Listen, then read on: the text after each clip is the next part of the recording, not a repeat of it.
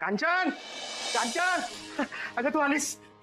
तुला हॉस्पिटल मधून सोडलं की तू तिकडे सगळ्यांचं डोकं खाल्लंस. मला वाटलंच होतं तू तिकडे राहणार नाहीस. मी अरुंधतीला म्हणालो सुद्धा कांचननं तिकडे थैतयाट केला असेल म्हणून. हो मग काय, तुम्हाला माहित आहे ना हॉस्पिटलचं वातावरण मला सहनच होत नाही. औषधांचा वास आला ना तरी मळमळायला लागतं मला. त्या भकास भिंती, तो एसी, सगळीकडे अगदी गार हो. मला तर कुडकुडायलाच होत होतं. इथे आपलं घरटं बघा कसं उबदार आहे. दारात पाऊल ठेवलं ना तरी सगळा थकवा निघून जातो. आणि हो, मला काहीही होत नाहीये, अगदी ठणठणीत आहे मी. म्हणून म्हटलं तिथे कशाला राहायचं, आले निघून मी. बरं केलंस. थांब हं. अगं सकाळी तुझ्यासाठी एक गंमत आणली आहे, ती तुला देतो. अगं मी हे ना सकाळी हॉस्पिटलमध्ये घेऊन येणार होतो, पण अरुंधतीने मला येऊच दिलं नाही तिकडे. बरं झालं आला नाही ते.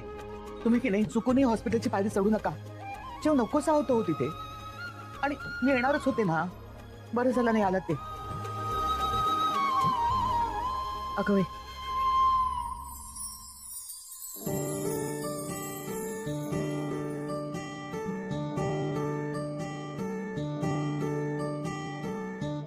किती छान आहे तो. मला चाफ्याची फुलं का आवडतात माहितीये. ती शेळ झाली ना तरीही आपला सुगंध टिकवून ठेवतात. माणसाचं तसं नसतं नाही का हो? माणूस जसा जुना होत जातो तसा तो कडवट होत जातो. त्याला चाफ्यासारखं दरवळता येत नाही. पण कांचन तुझं तसं नाहीये बरं का. अगं सगळे तुझ्यावर खूप प्रेम करतात, कारण तू सगळ्यांना प्रेम दिलेस. अगं तू हॉस्पिटलमध्ये होतीस ना, तर अनघा, आरोही, विशाखा आणि अरुंधती कोणाचंही चित्त थाऱ्यावर नव्हतं. अगं या घराला तुझी पोकळी जाणवत होती. ठीक आहे, घ्या. बघताय काय माळा माझ्या डोक्यात.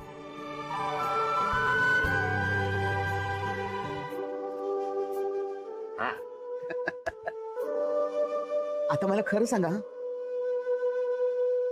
तुम्हाला माझी आठवण येत होती की नाही?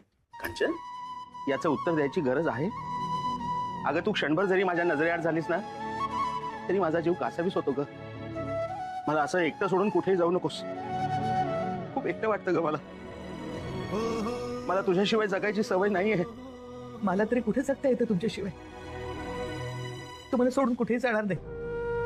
तुम्ही अजिबात काळजी करू नका. आत्ता कसं अप्पा, अरुंधती, अगं बघ कांचन आली. मी म्हणालो होतो ना तुला, तिला हॉस्पिटलमध्ये चैन पडणारच नाही. अगं एका दिवसात आली आणि आल्या आल्या लाड करून घेणं सुरू आहे. अगं माझ्याकडून फुलं सुद्धा माळून घेतली तिनं. अप्पा तुम्ही जरा झोपता का? मला भास झालाय. अगं असं काय करतेस? आता आम्ही गप्पा मारतोय इथे. हो हे बघ इथे कांचन आहे. अरे आता तर होती इथे ती. अप्पा तुम्हाला भास झालाय. अगं इथेच तर होती. माझ्याकडून फुलं माळून घेतली तिनं. तिथे कोणी नाही अप्पा. तुम्ही जरा पडता का? तुम्ही खूप ताण घेतलाय, खूप विचार करताय तुम्ही. हे बघा, आई हॉस्पिटलमध्येच आहेत आणि बऱ्या आहेत. जास्त विचार करू नका अप्पा. चला.